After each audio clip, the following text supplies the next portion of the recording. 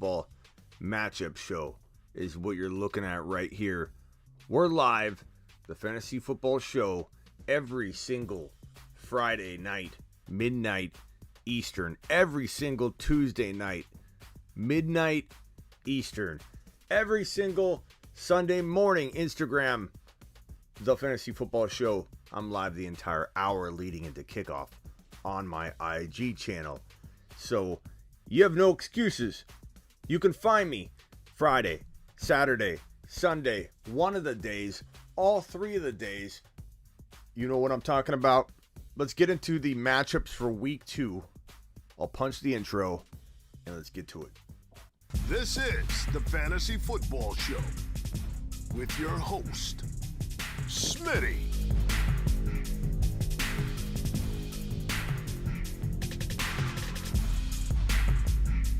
Top 5 running back. You're watching the Fantasy Football Show. Smitty. Take a lap.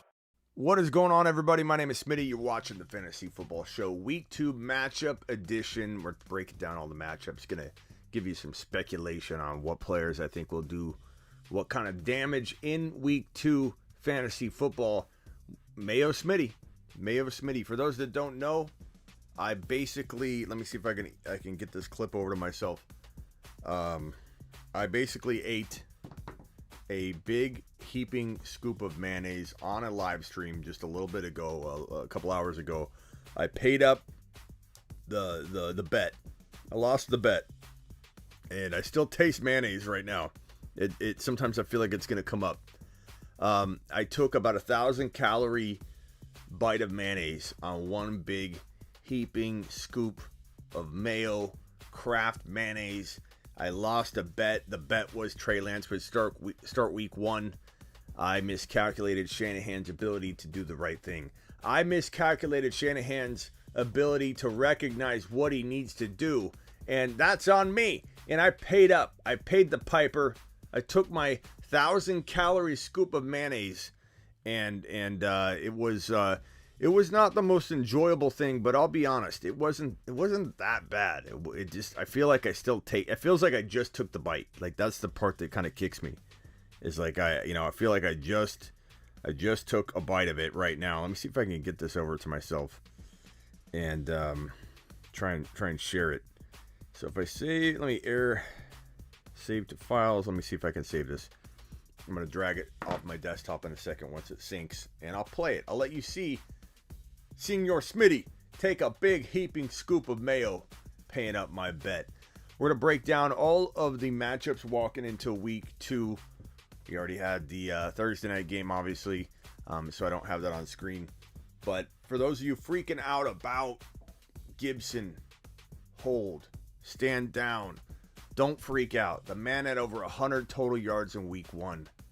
The man was worked pretty well in the fourth quarter when they were running the football again, and had a couple really nice runs, and he looked fine. Gibson looked very, very effective and efficient, and he's averaging good yards per carry. This isn't a problem where he's not playing well. It's a problem where he got games scripted out, which will be a concern, I admit. And we're talking about Gibson. Let me put Gibson on screen here. It will be a concern, I admit. I mean, let's make no mistake about it. Are we excited that Gibson is potentially looking at less to no PPR work, PPR work. Yeah, I'm a little worried. I'm a little worried about McKissick not allowing this man to pull in reception. So we're talking about Gibby right now. I'm going to put Gibby on screen. I feel that he is one of the better buy low opportunities right now. Jefferson, you have very little time, and you can't really buy low on Gibson right now. He played. Makes complicated, trades right now when you got one player played, one player doesn't play. Then you got to trade the two players. One's played, one hasn't played. But coming out of week 2, and because you're attacking Gibson, right, you could allow a couple of your players to do well, and then maybe you can use those players to go get Gibson. So it's kind of to your advantage that he played badly, and the owner's got to, sit in it for a while, sulk, and then eventually go into the week and maybe lose the game, lose their matchup. And that's another like tactic and strategy, a psychology, if you will. A psychology take, if you will.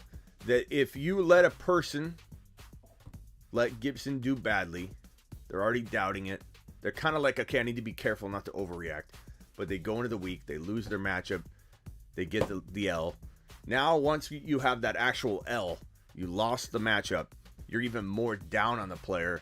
You're probably more likely to trade him after that point. So wait on it, and then make a good solid offer. I mean, try now if you think you can get something done. But my top buy low players before the week commences here on Sunday: Harris, Najee Harris. Go buy this man low. Let me add to this list. Justin Jefferson.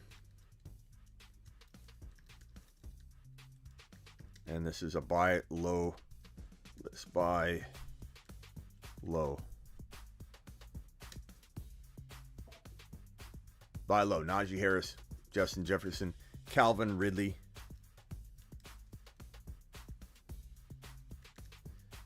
Davante Adams, Calvin Ridley, Davante Adams, Aaron Rodgers. Yep, Aaron Rodgers, you heard me right. These are all really, really good buy low candidates walking into week 2. But you gotta make a lot of these trades before week 2 kicks off. You still got some time. It's only Friday night. Send out a bunch of offers, because the odds are half of these guys at least will bounce back. So they're gonna be off the board. They won't be on the table for trades. Not a buy low value. So these are your guys to target, for sure. Ryan, let's see here. Javonte Williams or Russell Gage? You got to go Javonte, pal. You got to go Javonte. Watch the highlights. His micro movements are insane. Who are you talking about, Silver?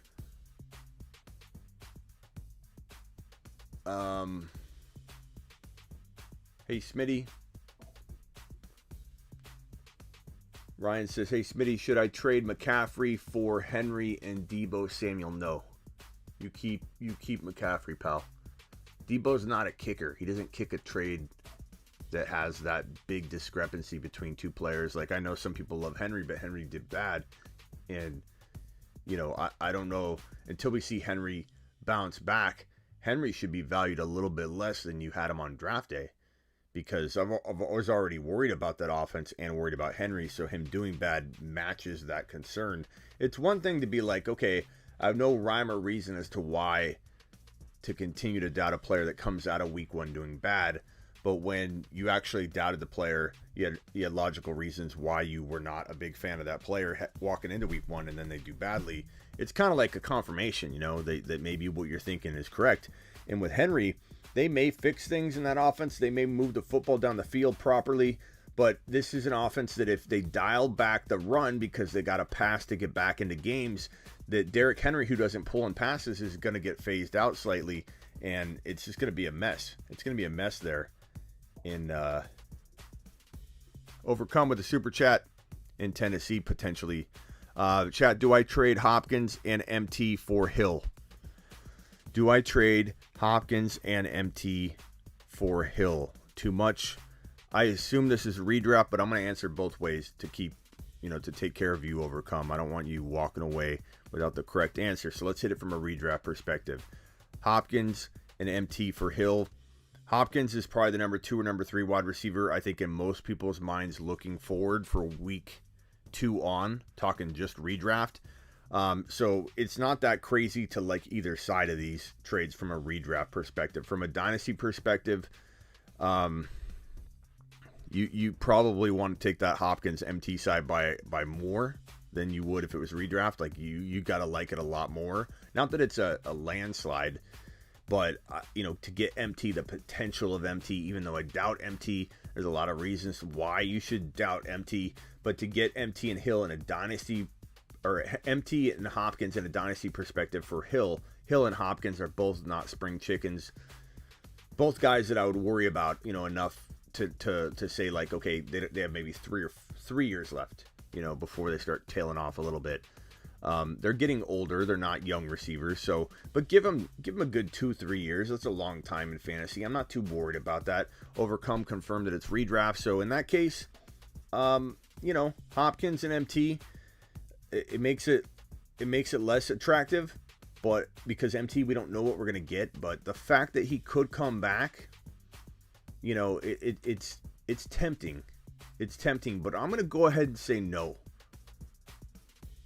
I'm gonna say no, unless you think this is gonna help you in a way that you can't type into in a super chat. Like if you could set up another trade, if you think this will definitely benefit you, and you can upgrade somewhere else. MT's a good bargaining chip. He is, and he may not be a great trade chip now, but as we enter the coming weeks, he might become more and more attractive in terms of the trade value.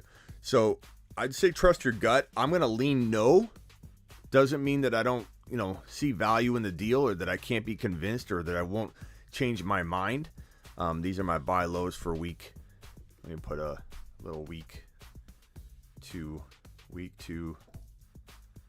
buy lows. Let's make that yellow, make it stand out a little bit, and we'll put this bad boy in the corner here. Week 2 buy lows. So Gibson, we're done with the Gibson topic. Now we're going to go into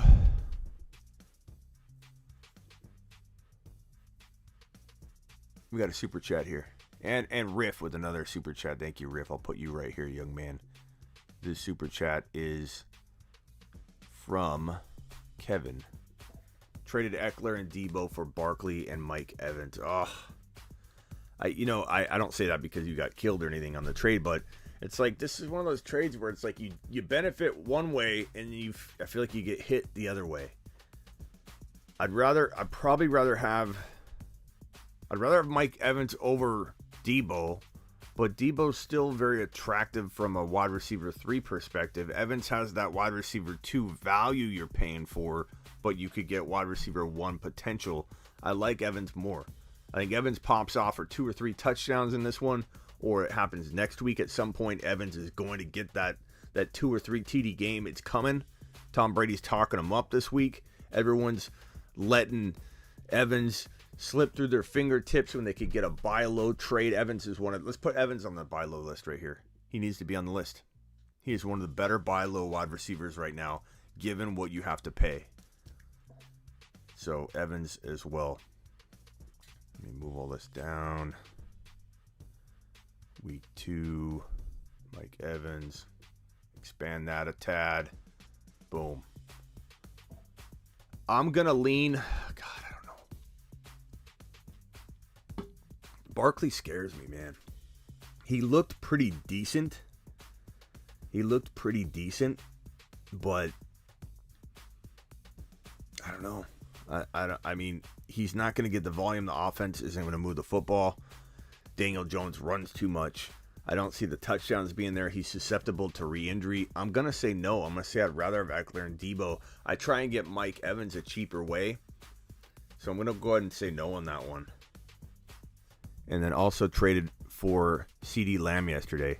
What would you give up for that one? I like the CeeDee Lamb trade, assuming you didn't give up the world, but I like Lamb, man. You know I love Lamb. Traded Mel Gordon for DK and Gibby.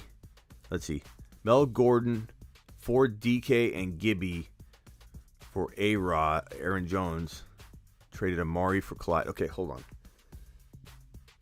What are you saying, Riff? Riff saying traded Mel Gordon for DK and Gibby.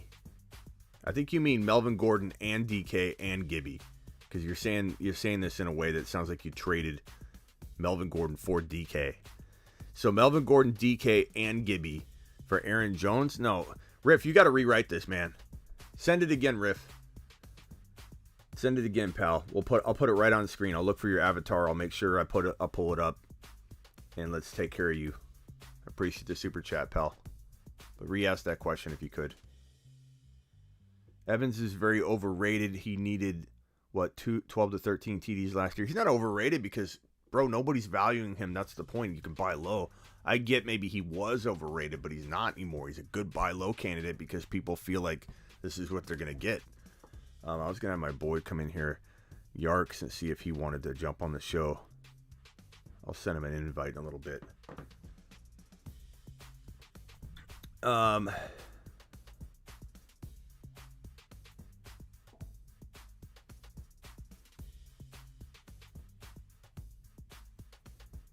Gordon for DK individually, I find that really hard to believe. Like, how did that not get vetoed? Let's pull it up again. Hey Sam, thank you for the super chat. I got you loaded up next. Riff, I'll pull it back up and we'll attack it yet again here. So if you did get Mel Gordon for DK, congratulations, first of all. Blasted him, bro. Gibby for Aaron Jones. I like either one. I probably would rather have Aaron Jones at the moment, but that could change. I mean, you could call it a wash. I really do think Gibby's going to bounce back. People are freaking out about Gibby. So, Amari. So then, and also, okay. So then you traded Amari for Clyde. I do that in a heartbeat. My team now is Stafford, Kamara, Aaron Jones, DK. Okay, you must have done that Gordon for DK trade. Lamb, Waller, Woods, benches, James White, Clyde, Mike Davis, Mark Ingram. Bro, you blasted on all three of those trades. Like, again, the Gibson one could end up being even, but man, that's a really good set of trades, Riff. That was straight from the sleeperu.com playbook, bro. You took the blueprint right out of my wallet, pal. I keep it nice, folded up, real nice and tight in the wallet at all times. You stole the blueprint, Riff, and deployed it beautifully.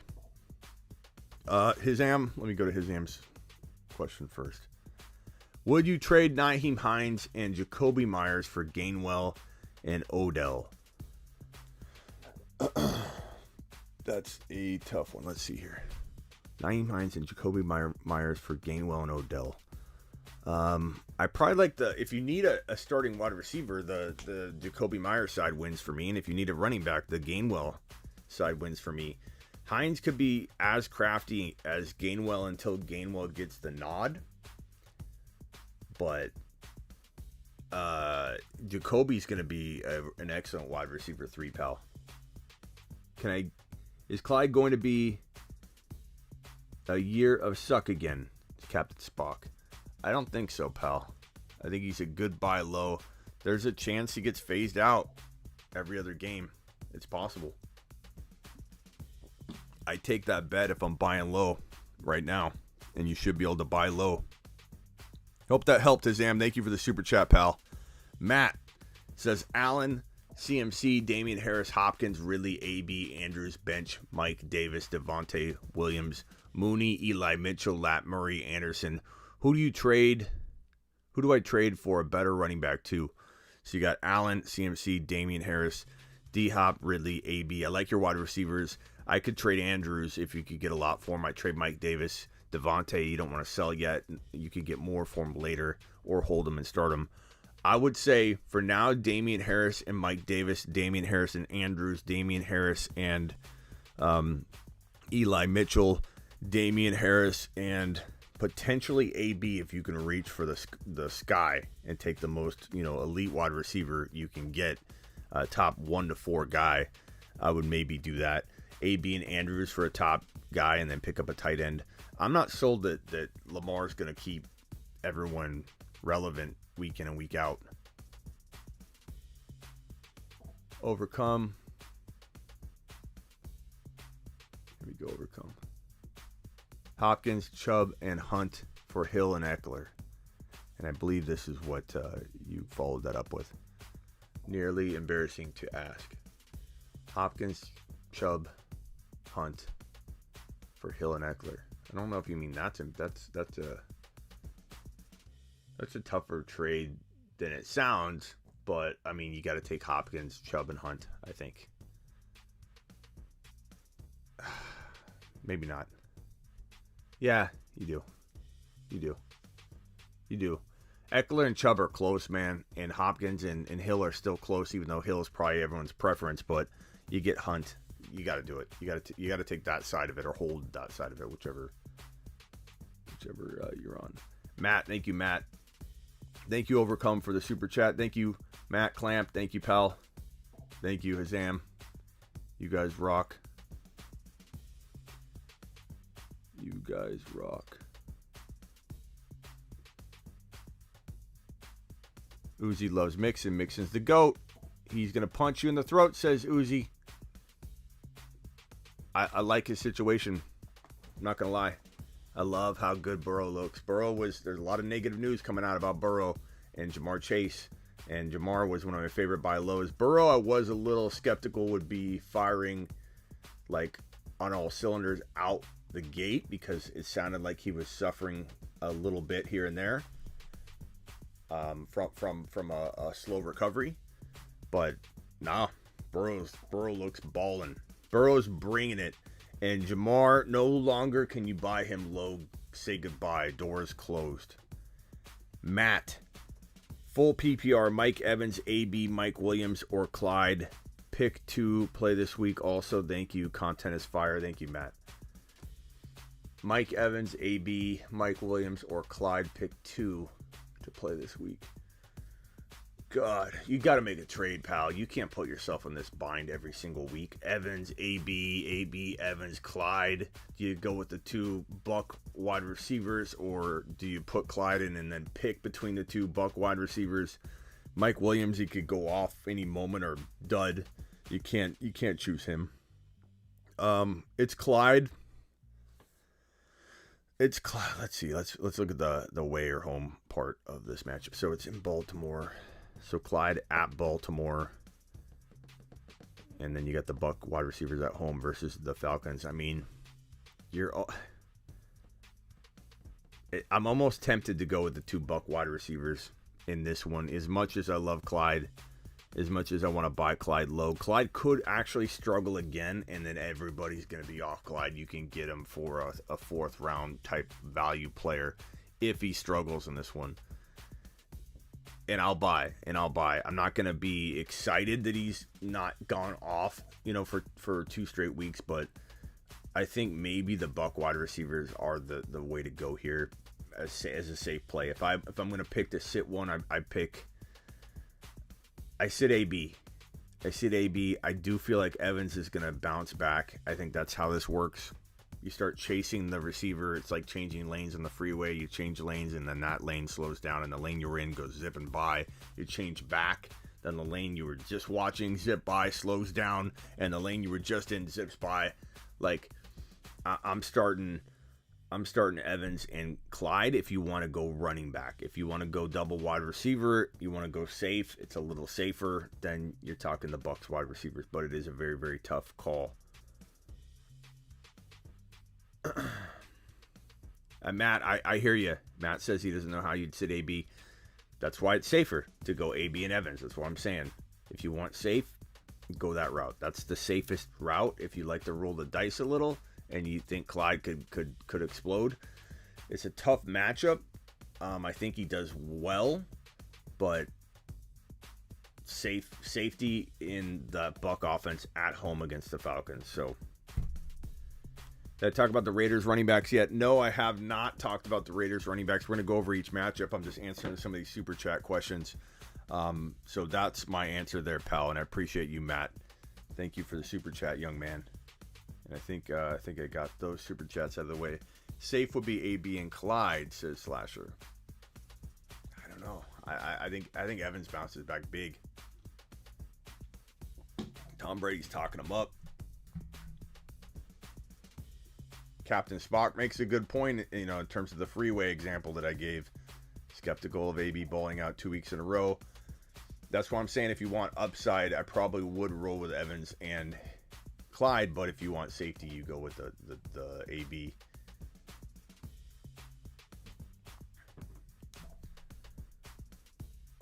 Okay, let's go over each of these matchups and we'll get to it. Let's see here.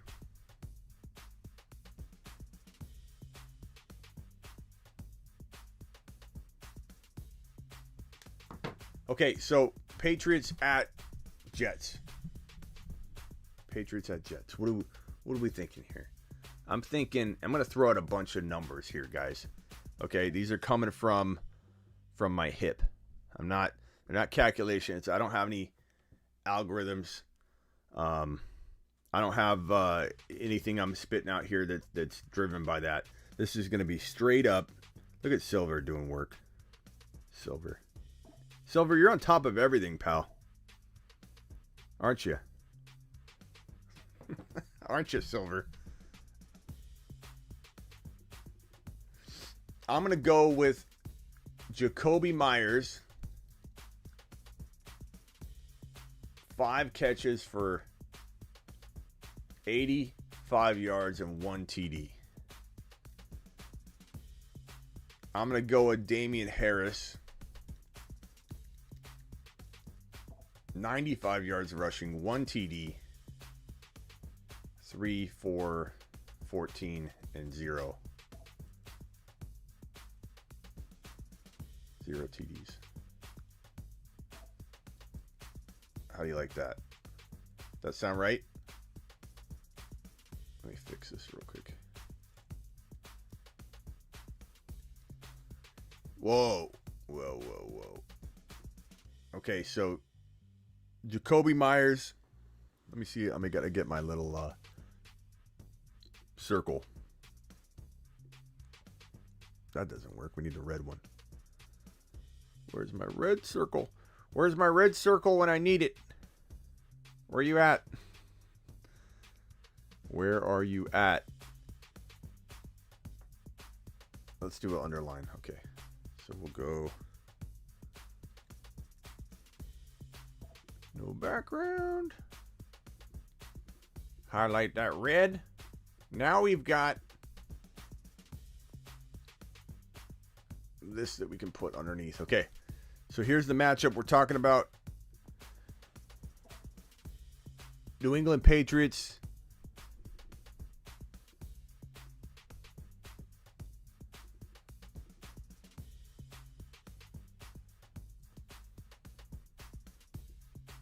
There we go. Jacoby Myers, 5 catches, 85 yards, 1 TD. Damian Harris, 95 yards rushing, 1 TD, 3 catches for 14 yards, and that is a whopping 0 TDs. That's a pretty darn good day. It's a pretty darn good day. On the other side of the foot, I guess Matt Jones.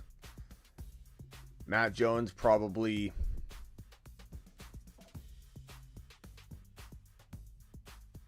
$245, 2 TDs, 1. Let's go 0 INTs. Let's say Mac does well.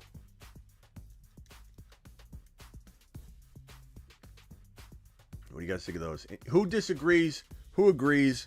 What are you liking? What don't you like? What do you wish you could see more of? Some clown trying to offer me Corey Davis for Barkley. Yeah, you can't say no to that. Matt says he'll take that line for Damian Harris. Damian Harris is going to get fed for the time being. Broskies. We're going to see a lot of Damian Harris. I think he's a good sell high candidate, but it doesn't mean he's not going to continue to deliver each week until he doesn't. Jet side of the football. I think Wilson. What did Wilson have last week? Let's look at Zach Wilson's line.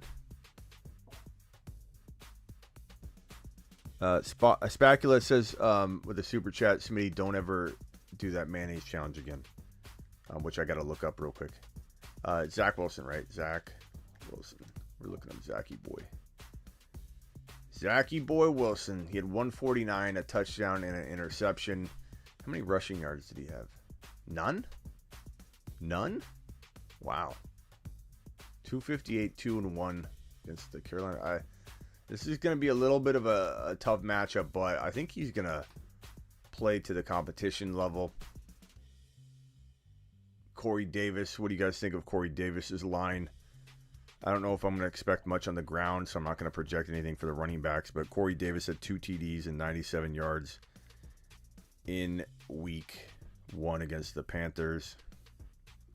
Very nice line for the man. And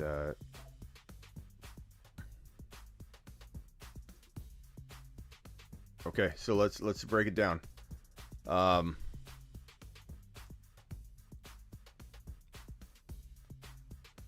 Becton's possibly missing extended time with the MCL. That sucks, man. Let's give him a little bit of a struggle bus outing. Let's go 220, 1 TD, 2 INTs. I hate to say it because I love Zach Wilson. Now we'll just give him 1 INT. 1 INT. Corey Davis. We'll give Corey Davis 5 catches for 70 yards and a touchdown. And I'm going to say that's going to be all we're going to worry too much about from that Jet side of the football. My league won't trade either. Damn, no trading?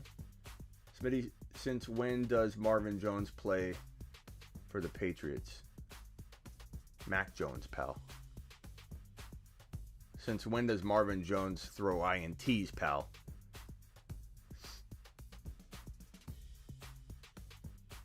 Okay.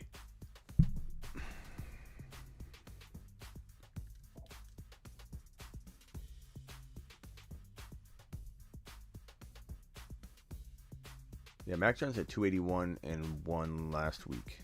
I think that's a good line for him. 245, 2 and 0. Matt dropping a super chat again. Matt says, which running back would you trade to get a better wide receiver? Dalvin Cook, Clyde, Gibson, Mitchell, Gaskin. I was looking for Justin Jefferson, Keenan Allen, or DK. Have Russ. Thank you. So, Clyde, Dalvin Cook, keep those guys. I mean, you can't really sell Clyde high right now anyway, so you want to hold him. Gibson, you're not going to be able to sell for anything, you know, that you need. You want to wait on that too.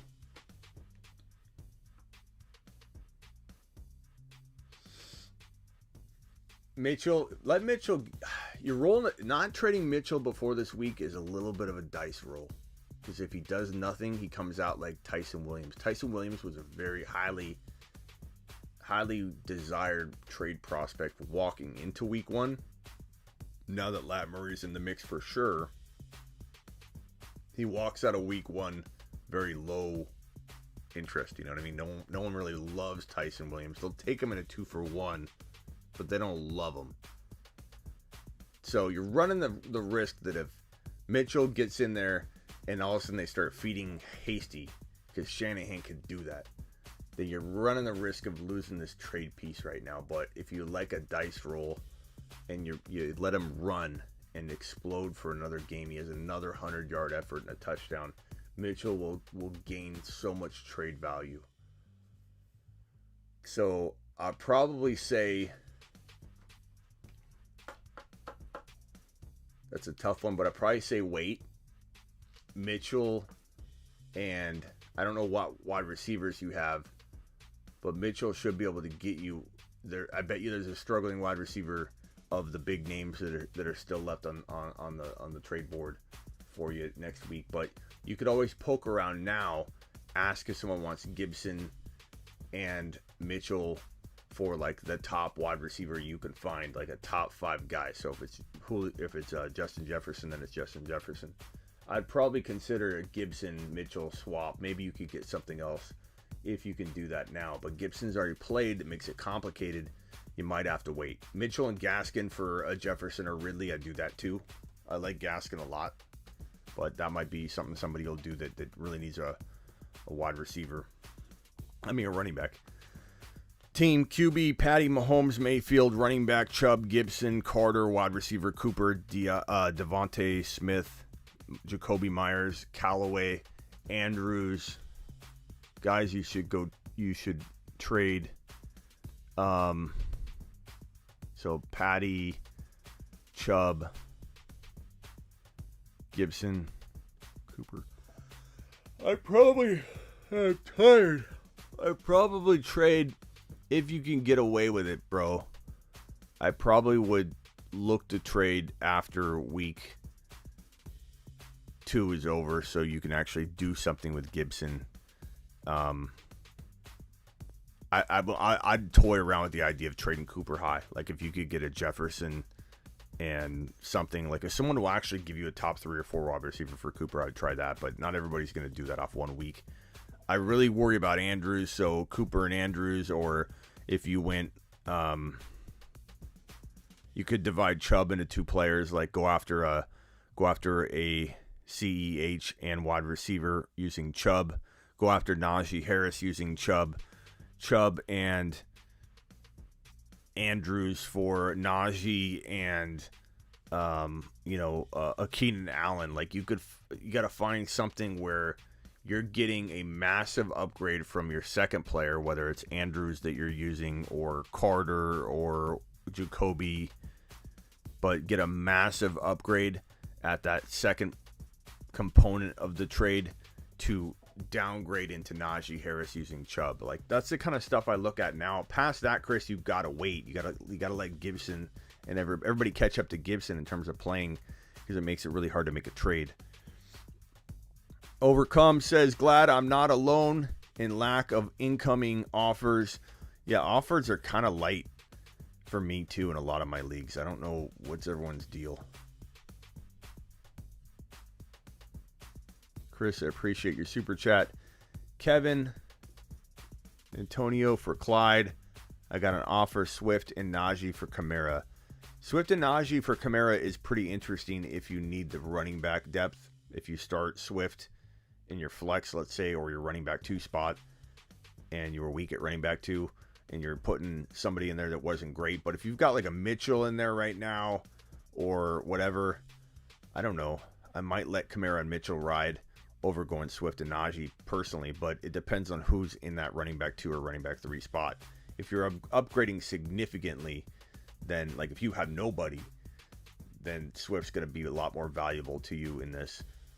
Antonio for Clyde, I take Clyde over Gibson for the moment, but that could, you might be down on both of them after this week. It's really, really tough to say what kind of work Clyde's going to get in this game. I'm hoping they feed him a lot. I really am. Okay, let's go to the next game. Broncos, Jaguars. I'm not gonna put a prediction up for every player. I'm just letting you know that. I'm just gonna the guys that I feel like I need to speak to, that I have a good feeling about projection wise. Javonte, I'm gonna go with 65 rushing yards, 1 TD, 2 catches for 10 yards. I wish it was more, but that will be enough that we're gonna get excited. Gordon, I'm gonna say Gordon has 55 yards rushing and 17 yards receiving. 2 catches, 17, 0 TDs.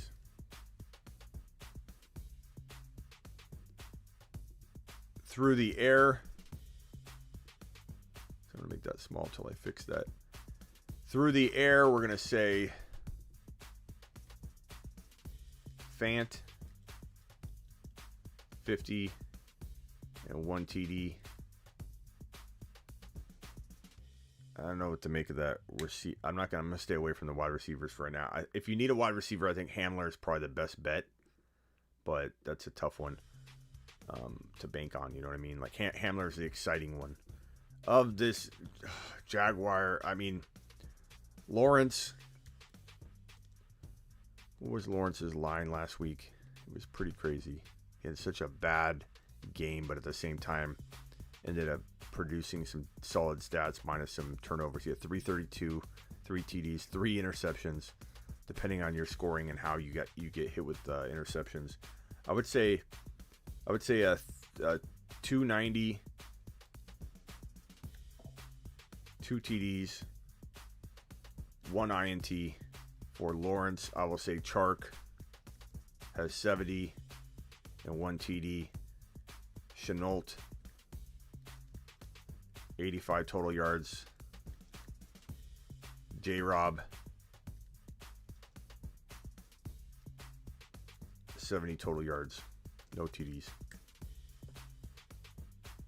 For now. Would I start Javonte over Tyson Williams? Probably, but that's a little bit of a dice roll for me.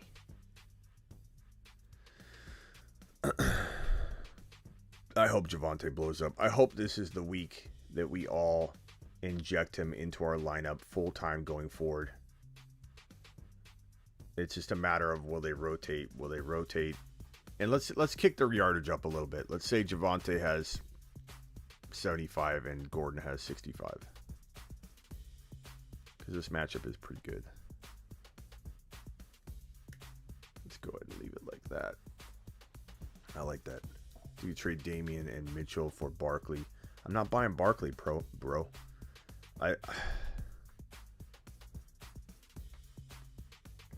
Matt, as much as that's probably a good value, like I'm getting a bad feeling about Barkley in general, so I'm just staying away. Like he looked okay, but he's getting hit hard. He's getting driven into the ground, bro. While he's trying to get right. He's not 100%. Doesn't matter if you got 80% of the snaps. He's still not 100. Yo, it's time to let Smitty crash. 84, I'm good. Overcome. Javonte and Mike Davis being my third running back. I'm not sure what that was in response to, pal. Sorry. I have running backs. Some of you guys are talking amongst each other, and I'm dragging your half comment on the screen here. Devin wants to know Javonte or Gaskin. I'm going to go this matchup.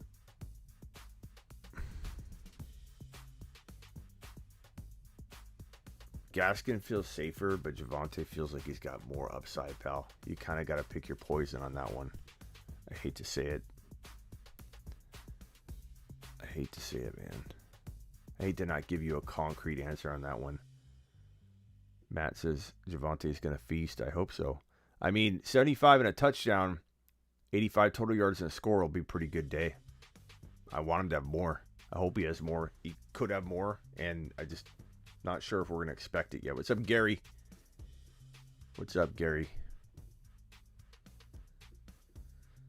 Mitchell or Edmonds, half PPR, 10 points per PPR, 0 points, negative points per PPR, doesn't matter.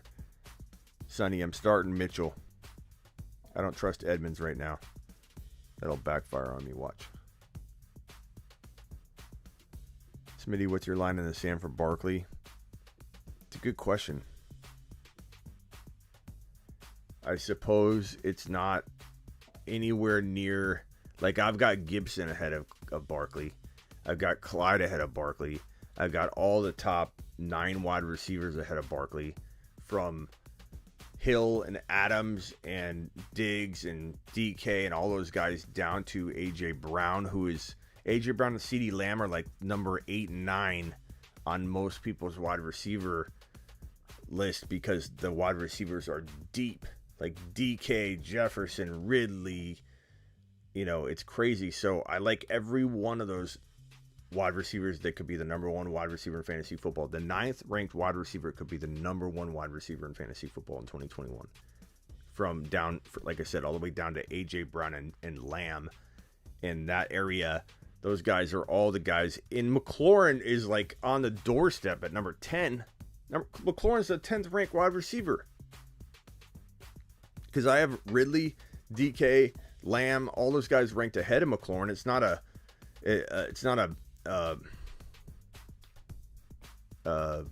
knock on McLaurin. McLaurin's 10. But is Barkley safer than AJ Brown or Lamb? No. So my line in the sand is below the top 9 wide receivers, below guys like Gibson and Clyde, who are still struggling. Obviously below Najee. It's like third. That's like third round. If I'm drafting today, I'm not drafting Barkley in the second round.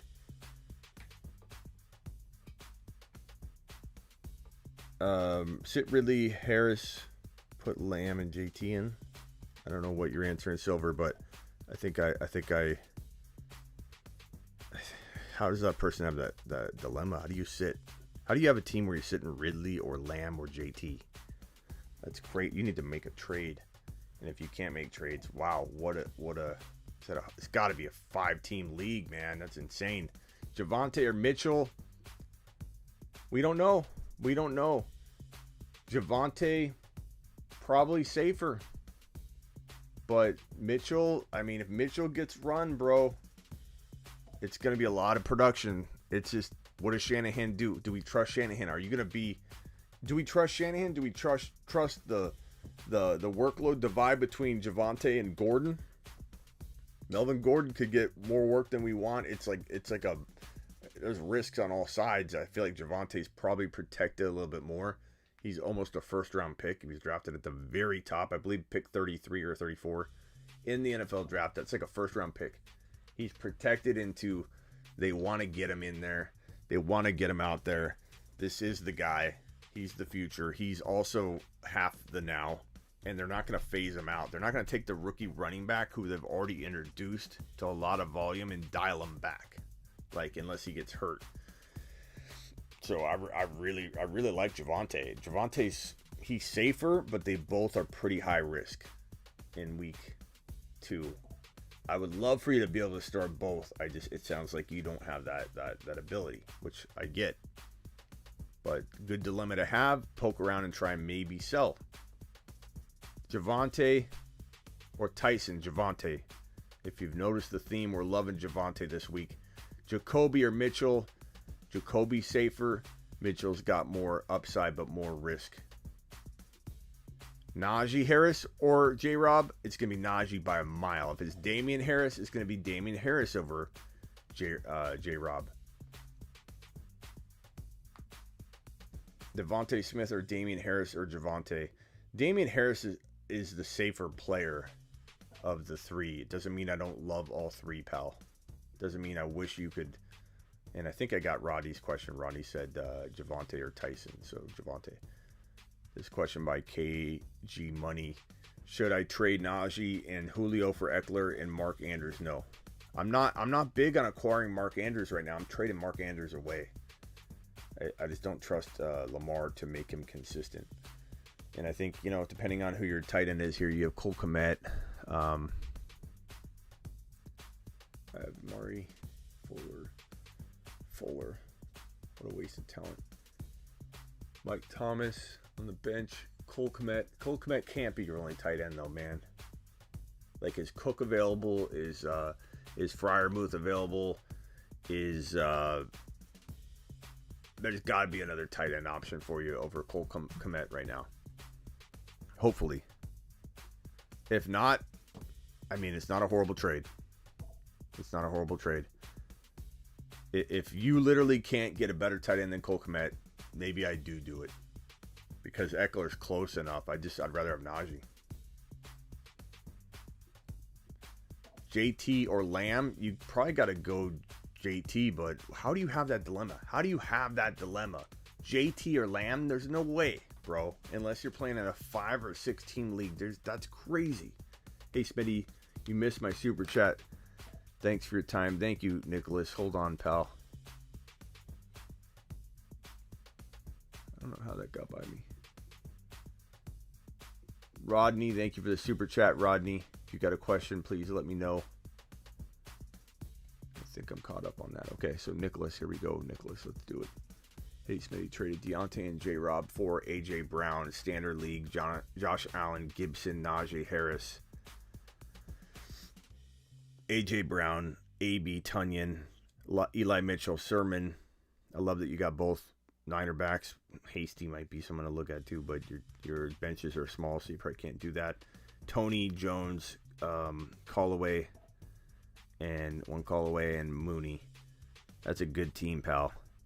So I'm not sure if you're asking what you should do with this trade or this team, if there's any trades, but I love the trade Deontay and J-Rob for A.J. Brown. Nice work. So you've got Allen, Gibson, Harris. I think those running backs are going to be just fine. A.J. Brown, A.B. Tunyon, Mitchell, Sermon. Maybe look to trade A.B. and you got to wait on Gibson. You got to wait on Najee. You got to wait on Josh Allen. You got to wait on A.J. Brown, who scored a touchdown, but a lot of people were worried about him all game, so he comes out with a little bit of risk attached to his name.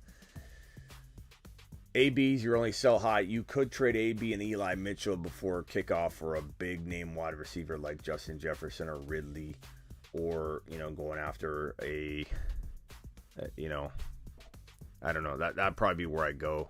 I'd probably go Diggs, go after Diggs, maybe get the Diggs and Josh Allen stack with Gibby, Harris, and AB and AJ Brown.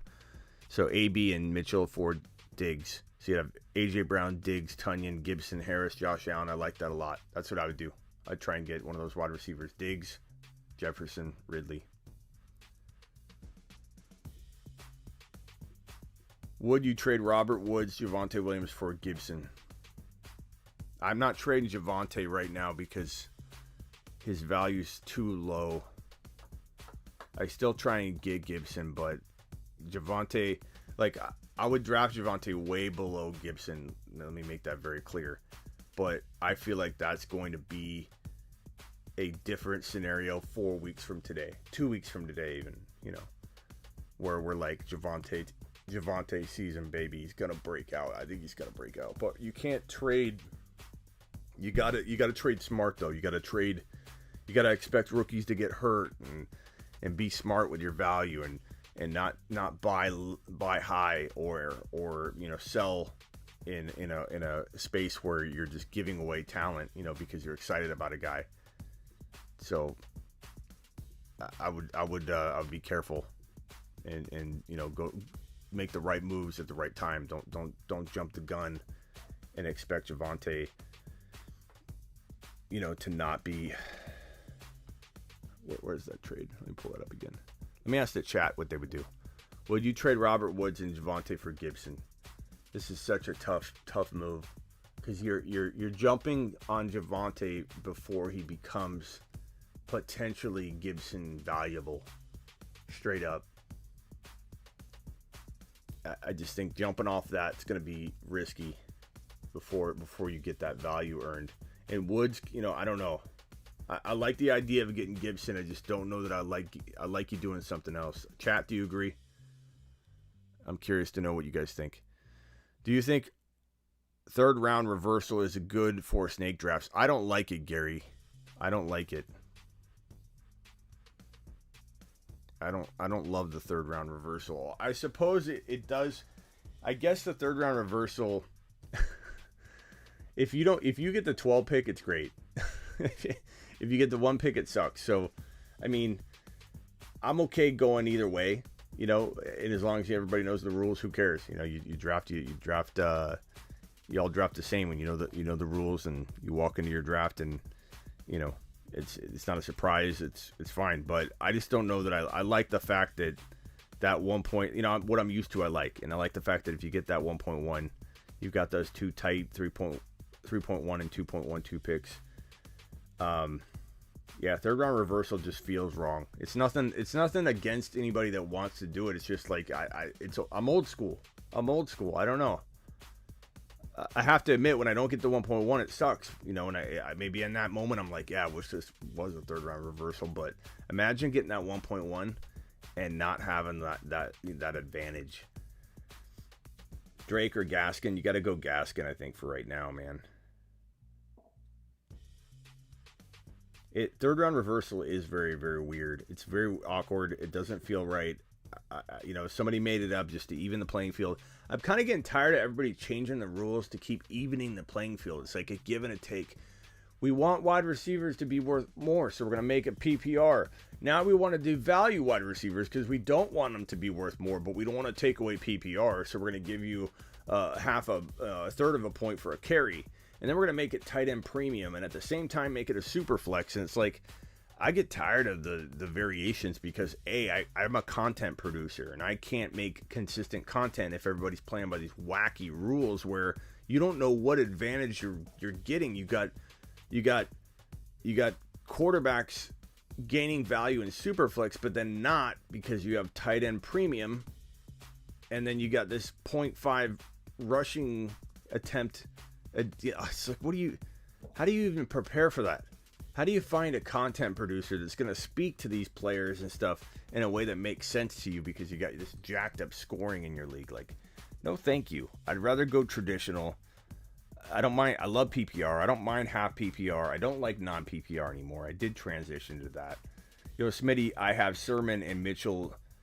Did you say get hasty? Please explain, Bubba. I mean, Devin, if you have a deep bench, like let me show you what I'm talking about. Like if your bench is, so here's your lineup, and your bench is literally like 1, 2, 3, 4, 5, 6, 7, 8, like 9 or 10 deep, and this player right here is like, I don't know, like you're able to get. And by the way, I like this guy. I want people to grab him. But Roundtree, you can't even read that. Hold on. Like you got guys like Roundtree on your bench. I like Roundtree. Pick him up. He might just be the backup. Or you got guys like, Pringle. And someone give me a name. Let's look at some rankings here. Let me pull up a name.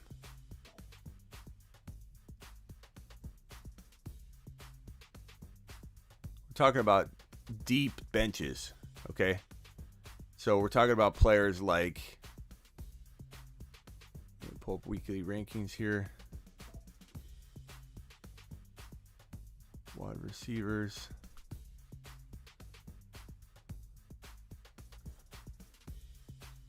Aguilar. That's a good one. I was looking for just a name that popped. If you got like Aguilars or Sammy Watkins, who I don't believe in.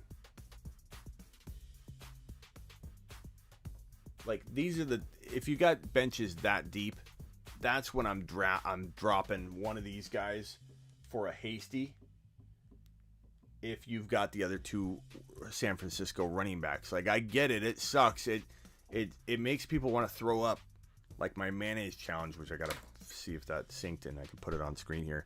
It makes people want to throw up when they have three players from one team, one backfield taking up three different spots. But when it's this complicated, when Shanahan could literally, you want to be prepared at least for a week. Hold on to hasty for a week if you're talking about deep benches like that. And that way you don't walk out of week 2 going, I gotta put everything on hasty now. Like he's that kind of coach. So Geronimo Allison, yeah, like that.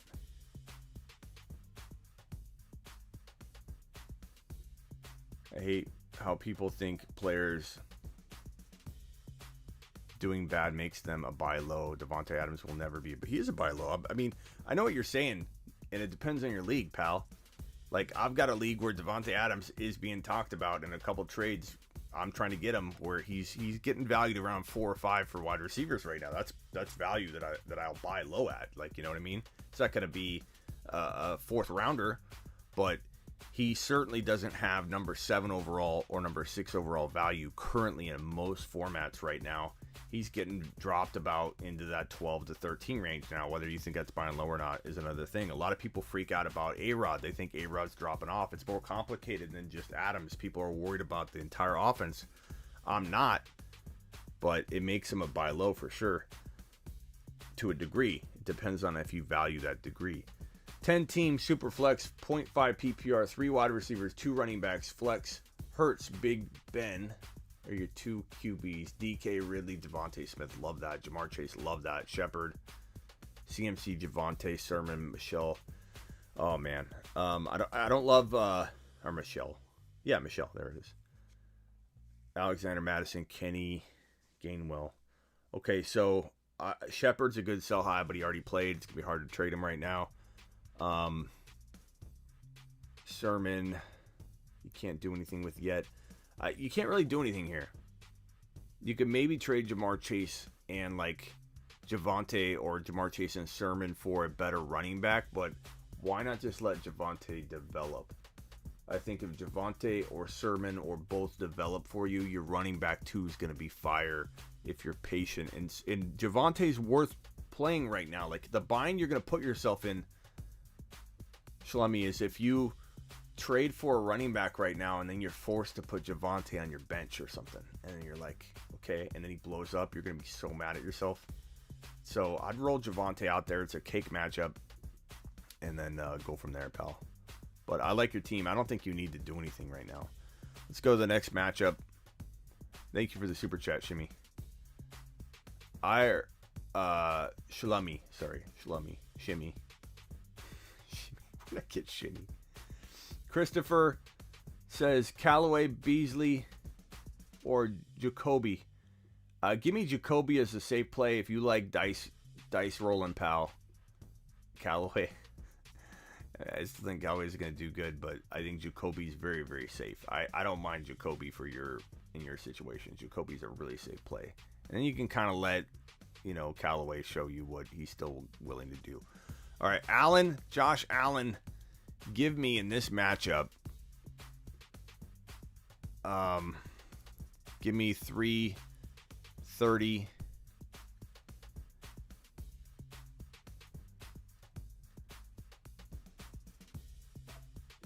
330, 4 TDs total.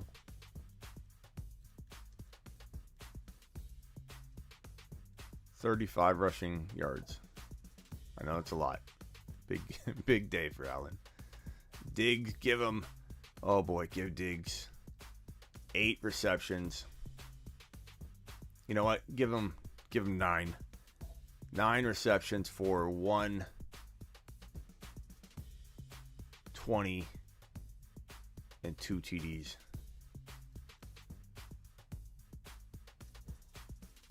Allen's going to run one of those touchdowns in, and I don't know the second touchdown who's going to go to. Maybe it's Singletary. I'm going to leave it there. This is the big line for this team.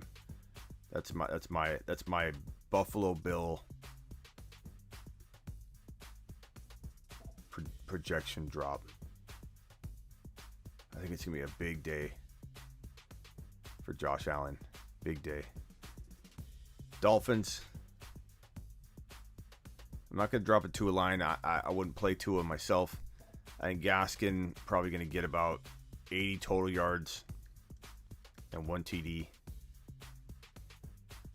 Waddle. Give Waddle 65 and a touchdown.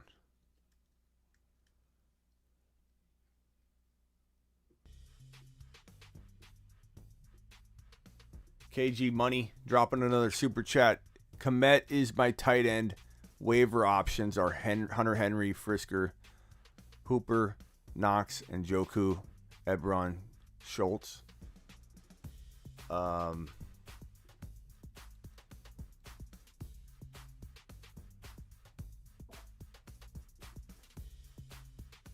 Bro, Dalton had 45 yards on 6 receptions, pal.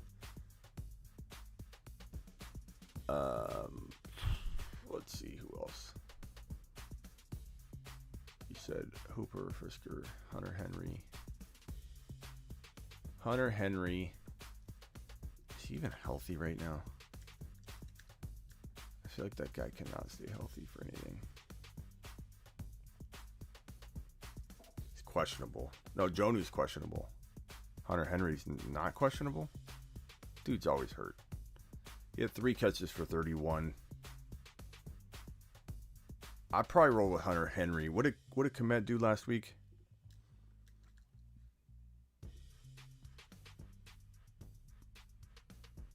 He caught 5 balls.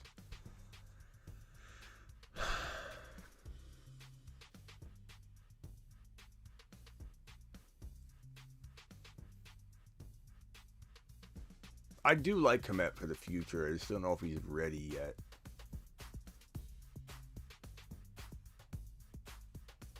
You know what? Keep him in there.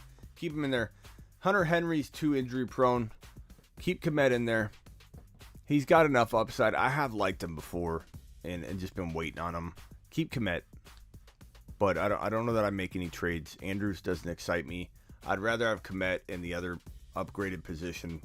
I even forget what the trade is now.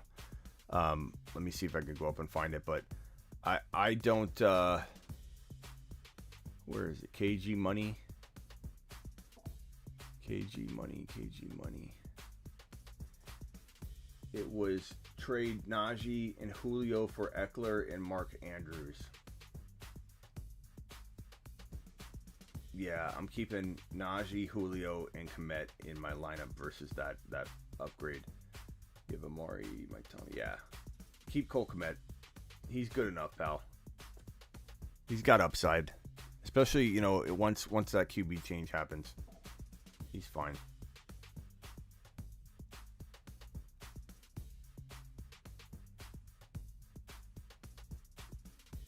Shalami. Forgot I also have A-Rob. Thanks. Yeah, use A-Rob too then, buddy. Let me go up to your question again. Shalami, hold on 1 second, pal.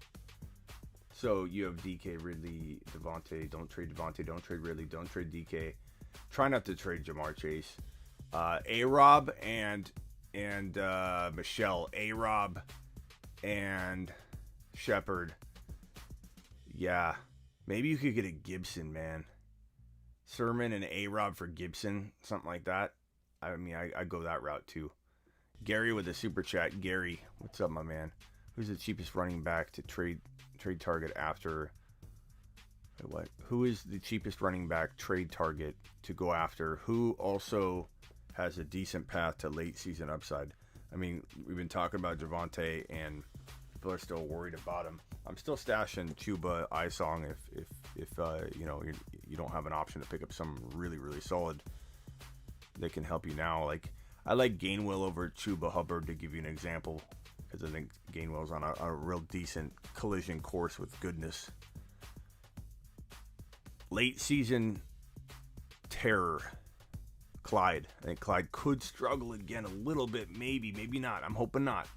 But if he did, I'm not off Clyde.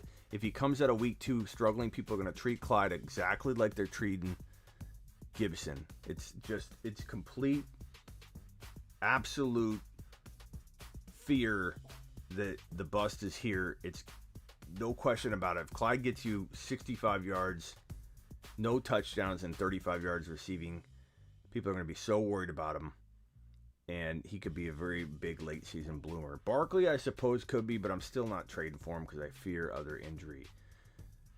Elliott, I think, is going to have a strong finish to the season. Make sure you get Pollard. I think Elliott's going to do well this week, though, and then it'll be hard to get. So I don't know if that's going to qualify for you. Wide receivers. Devontae Smith and Chase could be up and down. There could be buying opportunity when they go down, and then I think they finish really strong. I think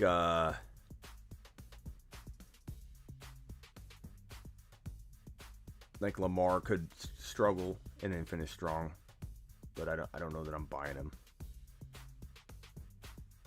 I think Sherman could finish strong. Javonte will finish strong. Gainwell will finish strong. Hopefully that helps you a little bit. There's just some deeper guys, you know what I mean? Trade target for running back, Najee Harris, man. Thoughts on Ridley with Ryan and that awful line. I'm not panicking on Ridley. I'm buying him, but, there's concern with a lot of guys, man. There's going to be, let's be honest, okay? Honesty.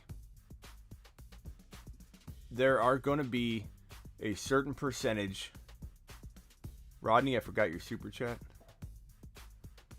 Let me go look, Rodney. I'm sorry. Rodney. Thank you, Rodney. How do you feel about Mike Davis? I feel like Mike Davis is a pretty big risk right now. I kind of loved his upside, but he was a risk. We knew he was a risk, but I'm starting to feel like this might not be something that translates into consistency, if you know what I mean. So, potential buy low opportunity on him. He could finish strong, but Mike Davis worries me. I'm not gonna lie. I don't get rid of him for a ham sandwich, so hold on to him. As I was saying, we're gonna have a certain amount of players that we're loving now that we're buying low on that are gonna continue to struggle. And every week we're gonna feel a little bit less confident, and there will be a couple that slip through. Where in week 4, like let's say Clyde struggled, for example, and in week 3 I'm like, Clyde, I like him, I'm still gonna buy him, and then week 3 he struggles, then week 4 he struggles. There will be a time where 1 or 2 running backs or wide receivers or whatever are gonna slip through, and at some point I'm going to be like, time to ignore this player moving forward. I mean, they're just not every one of them is going to bounce back. You got Najee, you got Gibson, you got Clyde, you got Ridley, you got Justin Jefferson, you got a plethora of these guys that have that pitch. Chase was one, and he bounced back already. You know, there's going to be a ton of guys that we love, and we're buying Diggs, Zeke Elliott. Not every single one of those guys is going to make it out.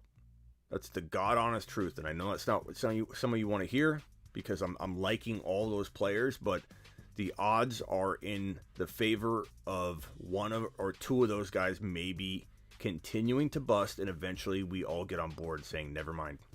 The coaching decisions or injury or whatever, coaching schemes and scripting out of Clyde or something like that. Like, there will be 1 or 2 of those players I just rattled off.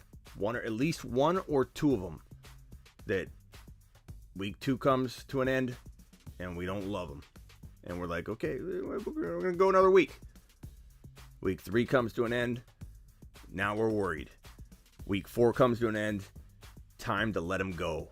And then there's an equal chance that one of those 2 bounces back after we give up on them, and that's the nature of fantasy football. And I wish we could avoid all that. I wish I could. I'm just being honest with you. I'm not going to hit everything.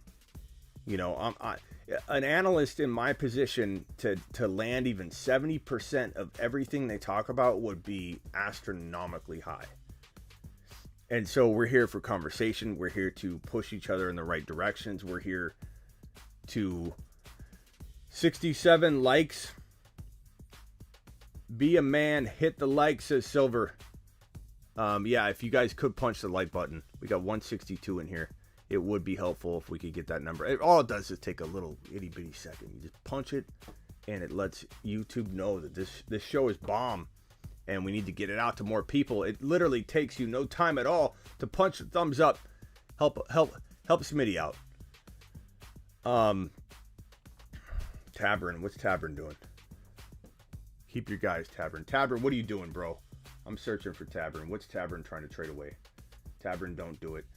Jordan, pick 1. Full PPR flex.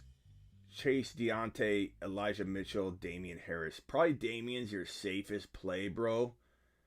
But I really like Elijah Mitchell this week, man. I really like Jamar Chase. You got to make a trade, Jordan. Jordan, your team is this is incredible. You're going, Jordan. Our entire chat together as one, you in unison, like asking the audience on Who Wants to Be a Millionaire. We're going to get this question wrong maybe over 50% every week. I don't think we could even be 50% accurate on this question. You have too many guys in this little lot here that have the potential to be a high-end wide receiver 2 or a high-end running back 2 or flirt with low-end wide receiver 2 flirt with low-end wide receiver 1 or flirt with low-end wide running back 1 numbers. Like, literally, like Elijah Mitchell could be the number 5 running back in week 2, or he could be a bust. He could not get more than 8 carries. Damian Harris could get 15 carries for 65 yards, or he could have 115 and 2 touchdowns. Deontay could have 4 catches for 45 yards and no TDs, or he could have 8 receptions for 110 and a score. Jamar Chase could have nothing, like 2 catches for 22 yards, and everybody go, God, this is it. We knew, we worried about him. He came out and delivered on one darn play. We got excited, and now he sucks. Like, that's what's going to happen to people. Or Jamar Chase is going to have 150 and 1 Like, every one of these guys, Jordan, you've got to make some trades, pal. That is crazy. That's some insane talent right there. Nice work, Jordan. But you do have to make a move. You got to do it. Rock out. My team is Allen. Running backs are McCaffrey, Swift, Javonte. Very, very good. Trade Tyson and Deontay Johnson, or Tyson and Corey Davis, or Tyson and AB. Or, I mean, what if you traded Swift and Deontay for Kamara? As much as I do feel like Swift has way more ability than, not talent. I liked his talent. I just hated his situation, but his situation has more potential than, for now, than I expected. What if you traded Swift right now on the high before he has any chance to fail you with Deontay, and you went after a Kamara, you went after a Cook, and you got Madison. You went after AB and Tyson for, that could be a Keenan Allen or maybe a Justin Jefferson. AB and Tyson could get you maybe a Justin Jefferson or Ridley. That's what I'm doing with that team. But rock out. Past that, you're rocking out, pal. That's a solid team. Okay, Niners, Eagles. Let me make that small because we're going this way. Niners, Eagles. We're gonna go Mitchell. I'm not gonna do the quarterbacks. I'm just gonna do players I feel very confident can deliver these stats. I'm gonna go 101 rushing, 1 TD, 2 catches for 3 catches for 18 yards. That's Mitchell. I'm going to go Brandon Ayuk with a bounce back. 7 receptions for 90 and 1 TD. And we're going to go Kittle. 7 receptions for 90 yards. No TDs right now for Kittle. And then we're going to go on the Eagles side of the football. We're going to go Hurts. Hurts is going to have 300 in the air because San Francisco's defense has to prove it to me before I'm predicting a shutdown affair. There's no shutdown affair with Jalen Hurts. Jalen Hurts is not a gimmick quarterback that just runs the football. This is a 300-yard passer. He's proved it time and time again in his very limited amount of play. Every time he starts, it's a 300-yard passing game, and you still have somebody saying something like Jalen Hurts is going to throw 300 yards. You know, he's a runner. They'll figure him out. They're going to figure out his 300-yard passing game and his 40 to 60-yard rushing production. Really? This is a guy we're figuring out. So give me Hurts 300 yards. I'm going to dial back the passing TDs a little bit. Go 1 TD, and then we'll give him 55 yards and 1 TD on the ground. That's a big day. Sanders will give 65 yards, 1 TD, and then 3 catches for 20 yards. We'll give Devontae Smith 6 receptions for 90 and 1 TD. That's a pretty good line. And we'll leave it at that. Gainwell could get in there for, good shot at a touchdown and 40 yards, something like that. I think Gainwell is somebody you're stashing and holding, not necessarily playing unless you're in a bind. But those feel like guys popping off. This Rams game, we're going to go with Stafford.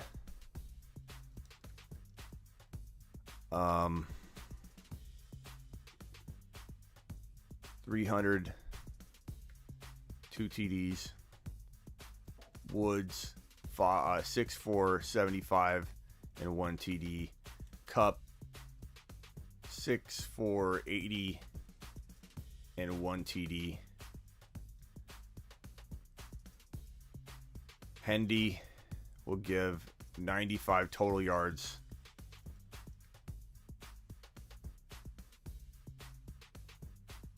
And 1 TD. It's a big game for the Rams. Sometimes I do the stats and I'm like, wow, there's a lot of scoring going on. But you know what? Colts got I don't know. Wentz, I'm going to say, what was his line last week? What was Taylor's line? Jonathan Taylor. Taylor had 56, 3.3 a carry, 6 receptions for 60 yards. He had over 100 yards, but oh man. Wentz did better than I expected him to do, to be honest. 251 and 2 TDs. No INT, surprisingly. And at wide receiver, what did Michael Pittman have last week?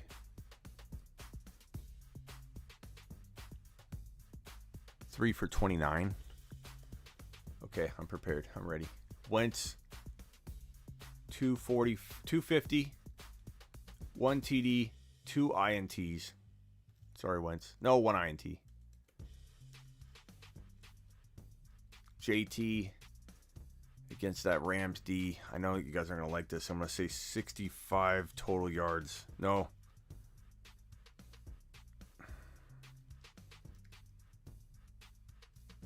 Pittman.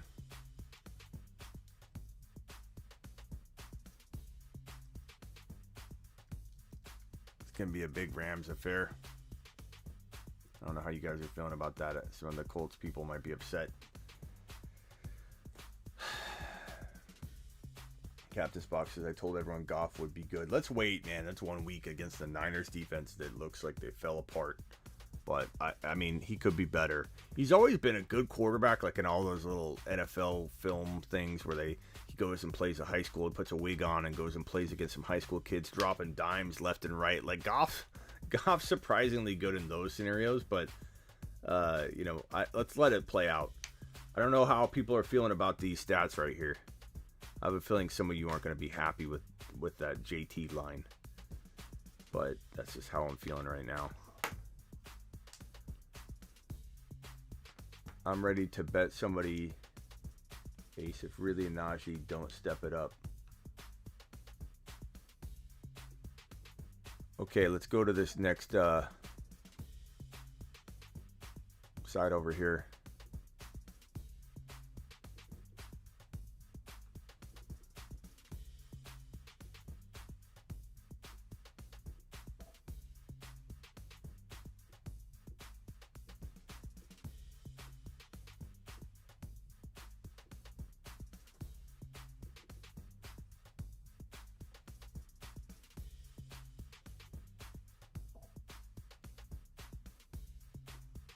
Raiders and Steelers. Raiders, I'm going to go Edwards, 70 and 1 TD. Drake, I'm going to assume that Jacobs doesn't play. Drake's going to have 65 yards total.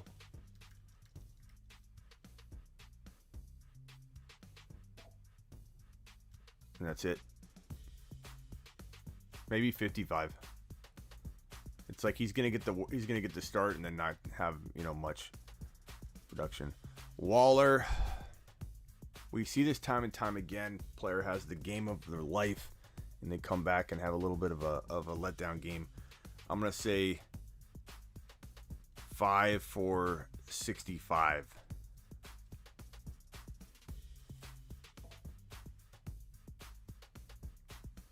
55. 5 for 55 and 1 TD. Waller gets in the end zone. I couldn't leave him out of the end zone. Couldn't do it. I tried my best. Najee Harris.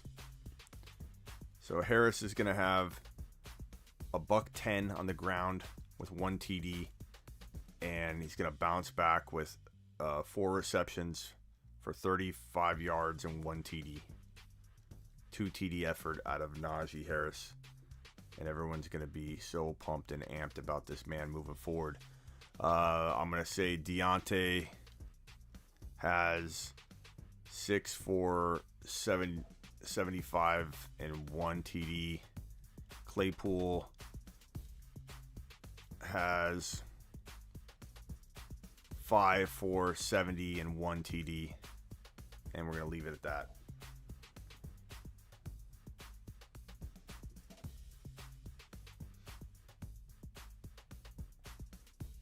Matt says Drake will have more than 55 yards. I don't know, bro. I think Pittsburgh's going to clamp down on him. Waller will have 2 TDs. Everybody wants Waller to have 2 TDs. Well, we'll see. I think that would be a good game in this situation. 55 and 1. That's still a good effort. I don't think Waller can't be a 10 reception 101 or 102 TDs every week, but this is a matchup where I feel like the Raiders are going to come back down to earth a little bit. And Jacobs being out or not, like, that's still a tough matchup. I don't know. I mean, start Drake. I mean, he could break one off. All it takes is one long run, pal. Too much for Najee. We'll see, pal. Okay, this other game here. Next game, Cincy, Chicago. Burrow, 302 TDs, 0 INTs. He's going to look efficient. Mixon, we're going to go with 95 rushing yards, 1 TD, 4 receptions for 40 yards. Chase, we're going to have 5 for 80 and 1. And Higgins, 6 receptions for 88 and 1 TD. How you like those numbers? They just kind of come to me. Just kind of boom. 88 yards. 88 yards. I know Waller had 19 targets, pal, but he's not going to have that every game. That's an unrealistic expectation. I think in a Pittsburgh Steelers matchup, it's not insane what I've got for Waller. I think it's pretty solid, but you can expect more. You are in a position to want more and expect more out of Waller. I get it, and it wouldn't shock me if he did more. So give me that line for them Bengals and the Bears. The Bears. I think Fields comes in and has 2 TDs. Maybe halftime on. I think Monty has 110 total yards and 1 TD. I think A-Rob has 6 for 80 and 1. That's my prediction right there.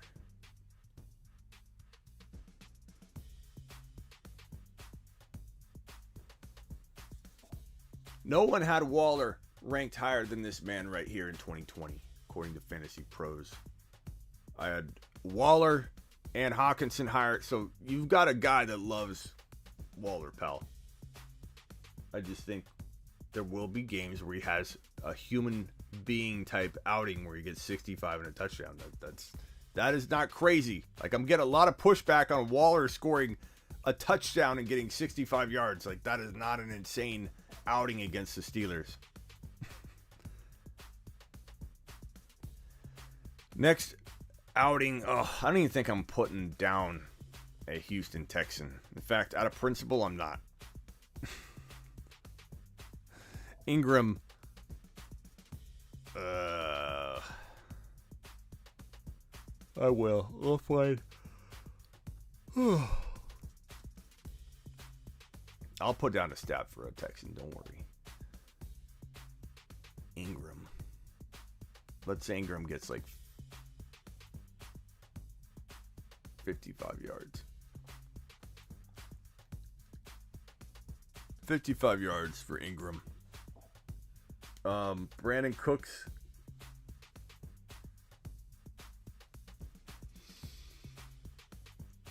I suppose he'll have 6 catches for 80.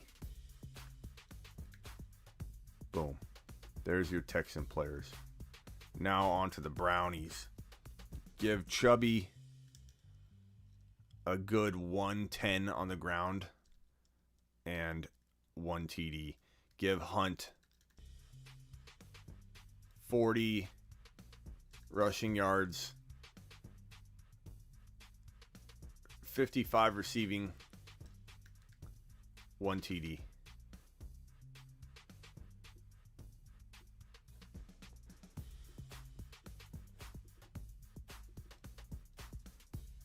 Winston,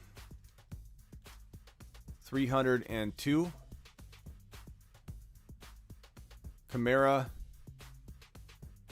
125 total yards and 1 TD. Callaway, 7 for 92 yards and 1 TD. Finally getting it done. 1 call away, Callaway. CMC, 140 total yards, 1 TD. What's up, Legion?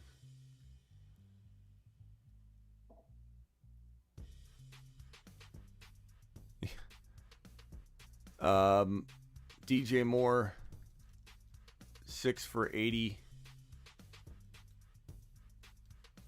and 1 TD. There we go.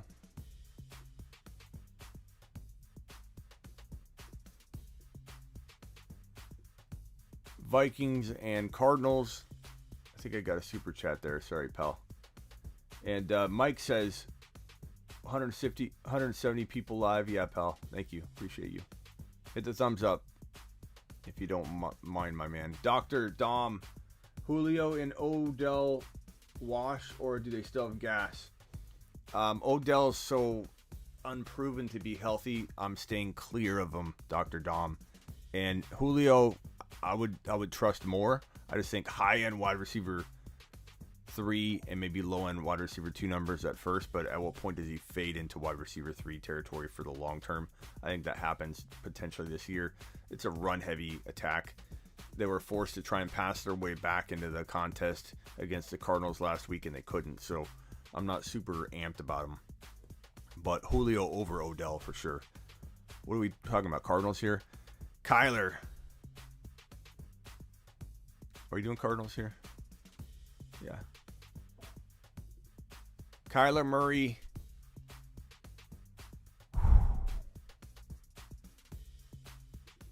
Give Kyler 250 passing,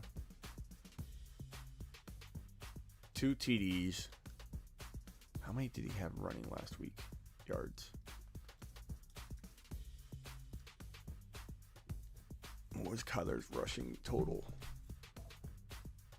Last week he was 289, 4 TDs, 1 INT, and he had 20 yards rushing and a touchdown. Let's give him 40 rushing yards. 1.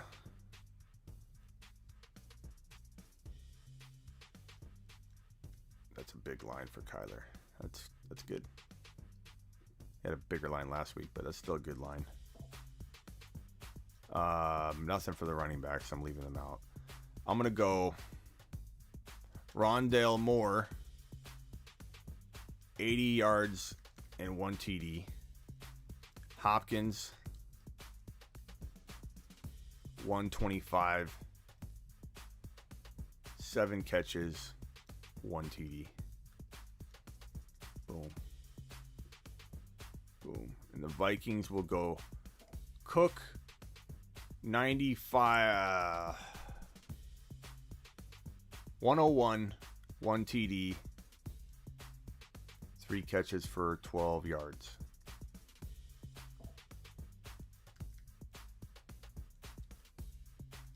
Jefferson, 9 catches for 125. As much as I want to put a TD there, I'm gonna put big yardage. Actually, let's go 140. 9 catches for 140, and I'm gonna leave it there.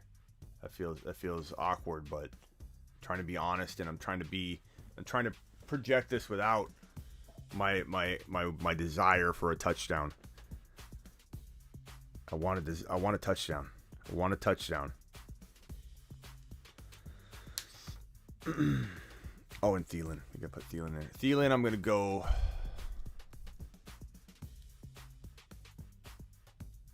6 for 80 and a score. You like how honest I'm being there? I could have put Jefferson in a touchdown, but I gave it to Thielen.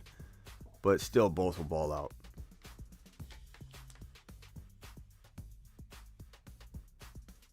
Okay, next one. Falcons. Oh boy.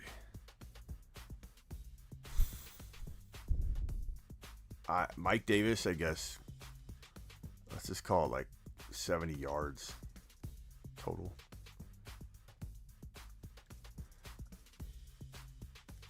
Ridley.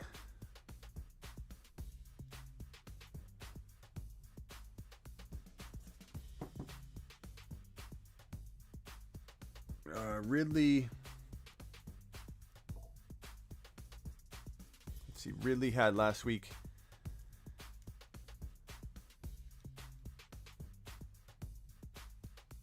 One. What are we going to put for Ridley? This Buck defense. Actually, let's put Mike Davis down to 50 total yards. 50 total yards. Because that Tampa Bay defense,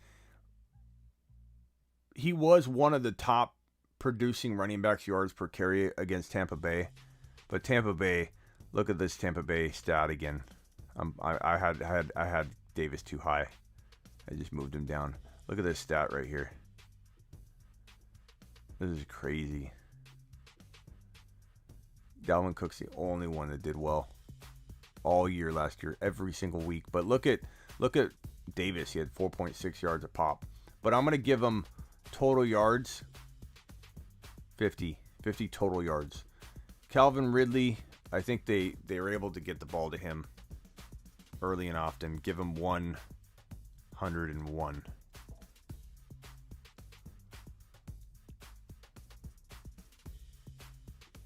And Pitts,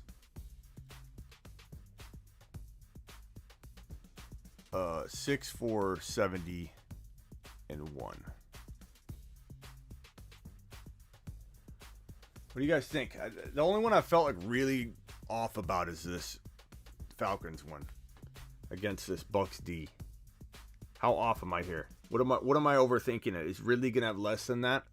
Is he gonna have that much because it'll be an air attack to try and get back into this contest as the Bucks start blowing out the Falcons?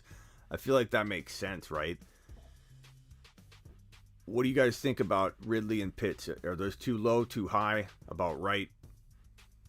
Thank you, Austin.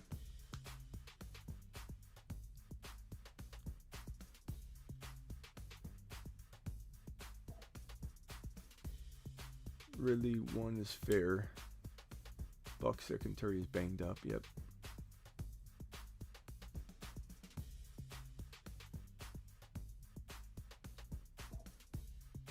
Dak lit him up. They need to do what the Cowboys done. I don't see Matt Ryan throwing 2 TDs. He's washed, says Kyle. I think it's good enough. We'll move on. Titans Seahawks. Henry. I think Henry's going to bounce back before he falls off. I don't know that Henry's completely washed yet. Like, I know we doubted him, we worried about him, and then he laid a nothing burger on our laps, and then half the people are like, crap. and the other half are like, no, he's gonna be fine. And I'm more on line with he'll be fine for right now. I do feel like he will break at some point this year, but I'm gonna say 110 rushing and 1 TD. I'm gonna say AJ Brown.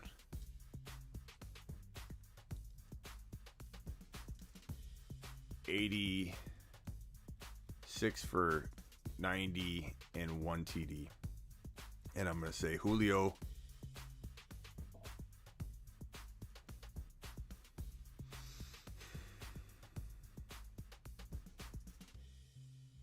God, I don't know what to do with Julio here. What do you guys think in the chat? What are we dropping for Julio? What's Julio's line? Henry is finally on the decline. A lot of you think that now. I didn't expect a lot of people to think that right away. What about the Bucks predictions? Oh, I didn't do the Bucks. I have to go back. I'll go back. Sorry. Julio 5 for 50. I love how everybody got so mad at my Waller 65 yards and a touchdown. Like that was such a bad line. It pissed everybody off. 5 for 65, let's say. Boom. And then the Seahawks will do, and then I'll go back and do the Bucks, sorry. Seahawks, we're going to go Russell Wilson. What was his line last week, his exact line? I want to look at it. Russell Wilson. So undervalued. Dude has so much potential. He had 4 touchdowns last week. Everyone's like, oh, he's washed up. The team's going to suck. The dude knows how to deliver. 18 for 23, 254, 4 TDs. Wilson's going to have... He's got that 200-yard ability, though, more so than the 300, you know? Like, so 245, 2 TDs. How many rushing yards did he have? Only 9. Let's say 3 TDs. 3 total TDs. Maybe he runs one in. DK's line last week was exactly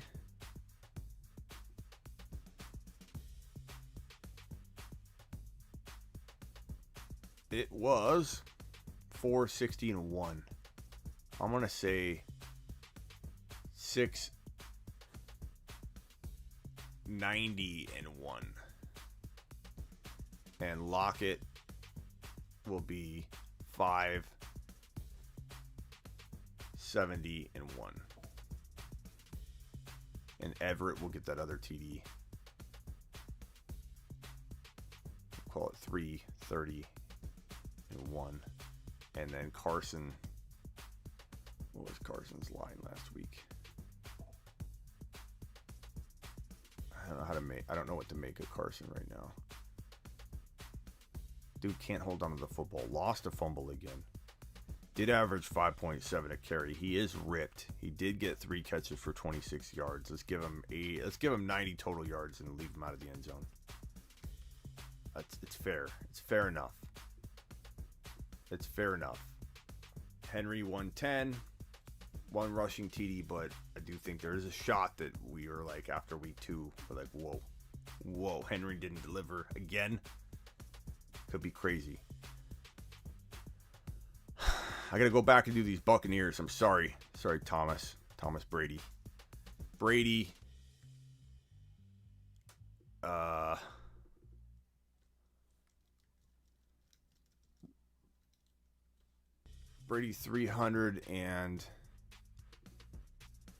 303 TDs. Evans 6 for 110. No, 6 for 102 TDs. AB 6 receptions for 85 yards and 1 TD. And Godwin. And everyone's gonna get mad over this. 5 for 75 yards. It happens. I know you're going to get mad. I know people are going to say, God, wait a minute, I have Godwin, Smitty. It's It's really late, but I think we need the Phone. Wait, I have Godwin, Smitty. This isn't right. This can't happen. It will happen. They will rotate. There will be some rotation going on, and I could be wrong on this one. I think Evans is being talked up by Brady for a reason. Evans is going to get involved. Evans is going to be a beast. Evans is one of the best buy low wide receivers right now. All right, so that's that. That's that. Titans we did. Cowboys. This one will be fun. We'll go Dacky Boy for 302 TDs. Hooper 6 for 88 yards and 1 TD.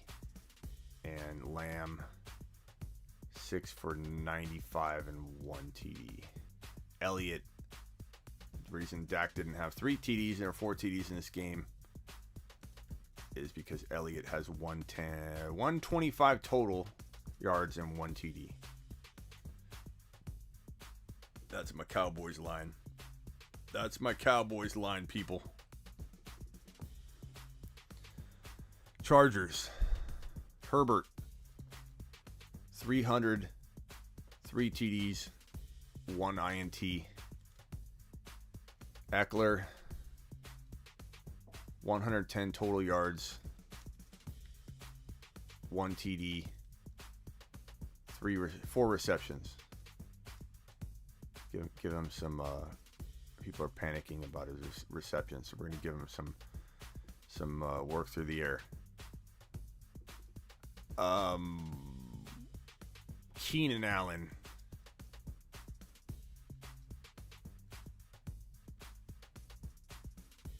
Seven, 100, 1 TD. Mike Williams.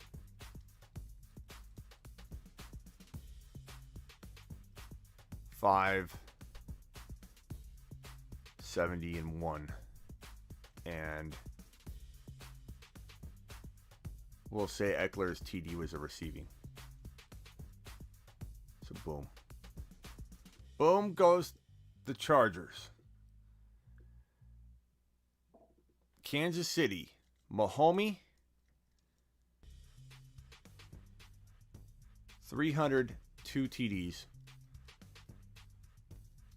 Clyde Edwards-Helaire, 125 total yards and 1 TD. That might be receiving. I'm not sure yet. Hill, 7 for 101 TD. Kelsey,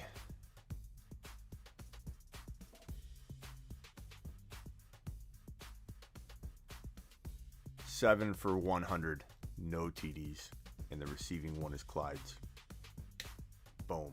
And don't give me crap about that. This stuff happens, okay? This stuff happens. I know there are a lot of 300-yard passers. Look, I'm not using a formula here. I'm using gut instinct at every single game. So, and a little bit of showmanship. All right. I feel like this is an exact, like if my life was on the line, they'd be dialed down a little bit. Okay, let's be honest here. Ravens. Total yards, Matt. Total yards. Clyde, total yards, 125. I didn't say rushing. What are we doing here? Ravens. Lamar, 200 passing, 1 TD, 1 INT, 45 rushing yards.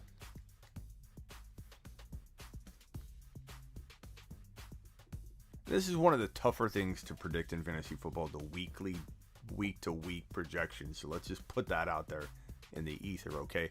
This is not something, first of all, any one of you were to come in here, take over the show, I dialed you up right now, literally would see comments riddled with, this shouldn't happen, that couldn't happen, this couldn't happen. Like, no one's predictions are going to line up with anybody else's. That's fact. Tyson, 55, 1 TD. Lat Murray, 40, 1 TD. I'm going to leave it at that.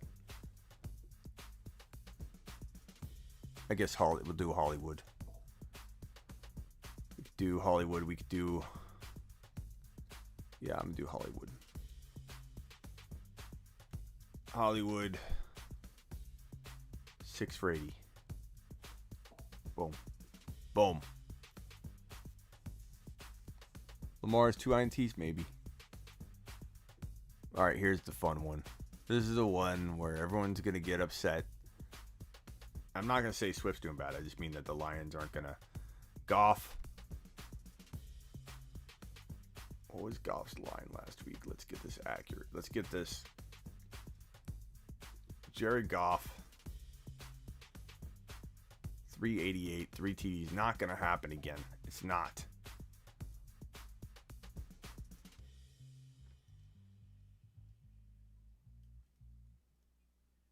He may, I mean, they're going to play from behind, so he may still get 300 yards.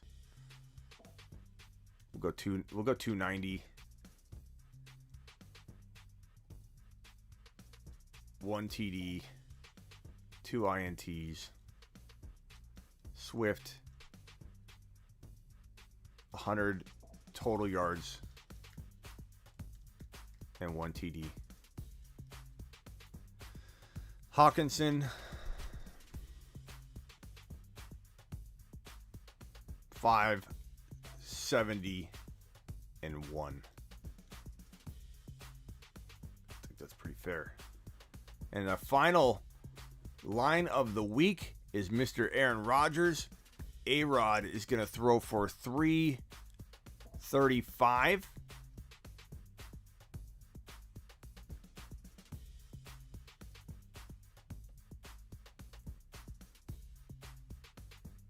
Three TDs, 0 INTs.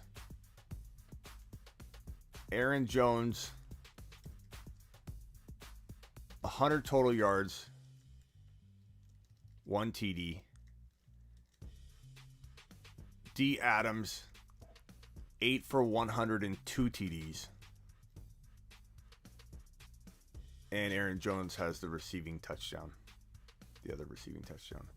And that gives you the Green Bay Packers stat line for this final game. A.J. Dillon, maybe he punches in a score or starts to become a little bit worrisome. Maybe vultures. He could. But I think that's a relatively decent shot at the projections for week 1. Tell me someone else that's dropping them like that, okay? You know, because this is very easy to pick apart. And like I said, there's a little bit of showmanship here. Not everyone's throwing for 300 yards through the air, but it's it's a good fun attempt at it, I think. We got 154 of you in here. Hit the thumbs up if you're here. Subscribe if you're new. And appreciate all the super chats you guys have dropped throughout the show. Let me make sure I didn't miss any while I was doing some of that plugging away at the projections there. I got Dr. Doms. Thank you, Dr. Dom, again for the super chat. Thank you all that have super chatted. I'm going to probably call it a night at this point.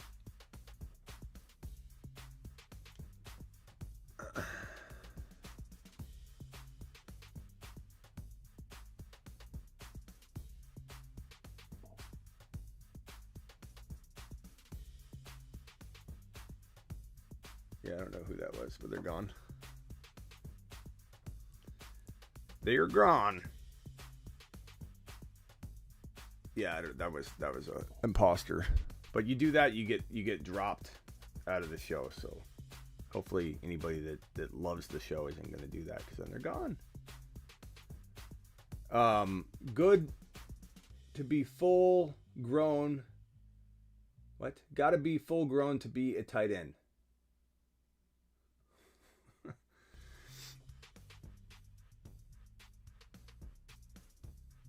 Advice on a trade, Austin. I don't know, you have to show me. Hey, Silver, if that person comes back, you know what to do.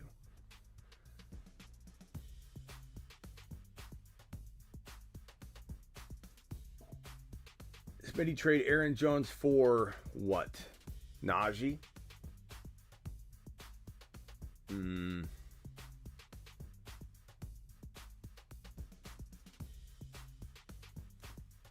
Ridley and some, Jefferson and some. I don't know. Yeah, I'm out of here. Tannehill's dad tells me to go to bed. This time I'm listening to him.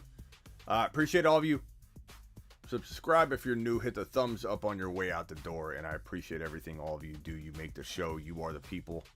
And trade Ridley and AB for Adams.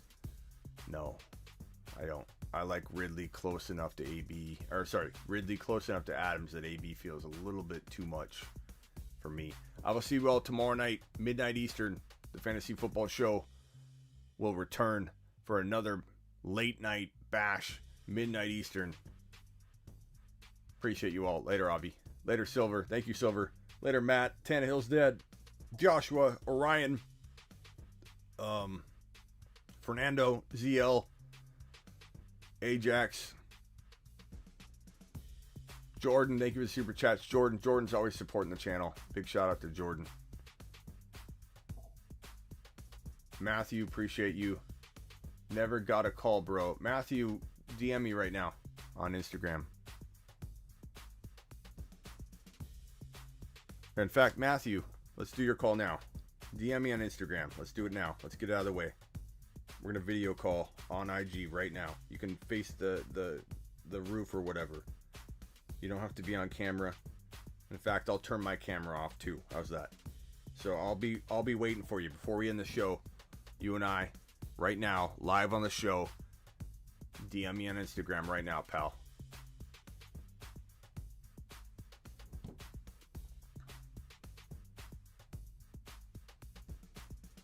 I'm waiting for you. We're going to help him out. Don't go anywhere. Don't go anywhere because Matthew's going to get his time to shine right now live on the Fantasy Football Show. Let's do it live. I'm going to keep refreshing, Matthew. I don't see you. I don't want to hear you didn't get your call, pal. We're doing it. I'll give you a few minutes. Dude's probably fumbling around for his... My Instagram's not loading. We got another voicemail here. We'll listen to it while we wait by Kyle.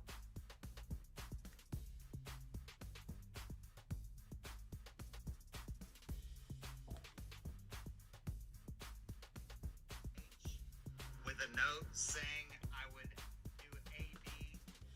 Hold on. I'm gonna lower it down. Matt, don't go anywhere. We got a voice. We're taking a call real quick. I'm just waiting for his DM. Sermon will take the running back one job he could. You start Chase Edmonds or Deontay Johnson. You got to start Deontay, pal. Okay, here's this guy's question, Kyle. Hey, this is Kyle. So I sent Mike Davis and Tyson Williams for CEH with a note saying I would do AB also if necessary.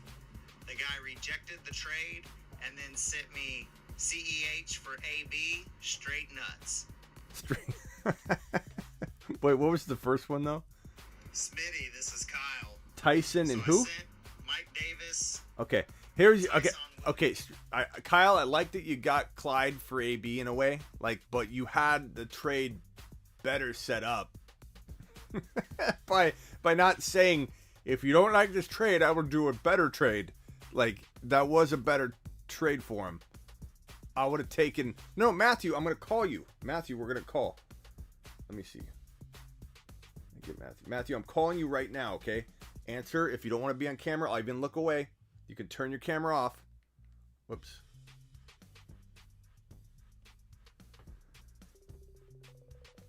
I'm calling Matthew. Matthew, I'm calling you right now, pal. You're getting your call right here. Maybe Matthew's not prepared. Maybe he's in his robe. Okay, Matthew, call me if you would like your call. Otherwise, I'm gonna play your voicemail.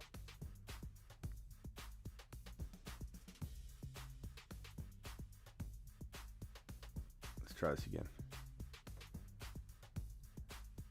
What's up, pal? Good. If you feel comfortable, turn off your camera. I don't want you feeling uncomfortable here, but It's not good. okay. You're live on the Fantasy Football Show, pal. What do you need? What can I help you with? What are you thinking about Jamar Chase? Or what are you thinking about Brandon Ayuk? Are you saying you think it's it this week?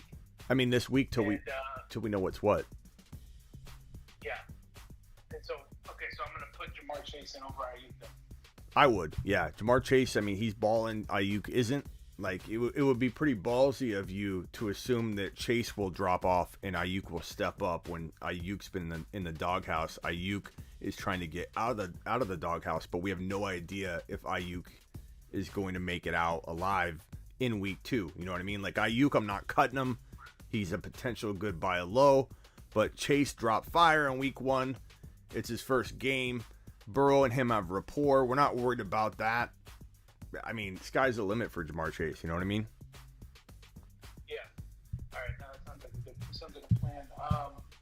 You think I'm gonna hold on to a couple players. I like Kenny Gainwell a lot. But do you think I should trade anybody for? I have Higbee. I like Higbee. I think he can do well. But I also have Goddard. But I'm thinking about trading one of them with Goddard and Carson. Yeah, I like that idea. What do you think I could go for? Or what would be like a reasonable trade for Carson and Goddard? Carson and Goddard. Well, first of all, I can't. You got to go to the teams that need a tight end, and there are probably going to be 3 teams that need a tight end, right? So, you got to look at that. You can't just go to a guy, offer him something, and you look at his tight end spot, and he's got Kelsey there, So I'm limited on what I can advise you to do other than to give you an example. And an example would be Najee, Clyde, Cross. That's what I was thinking about. Maybe going after Clyde, the guy that has Clyde in the league. Gibson. As a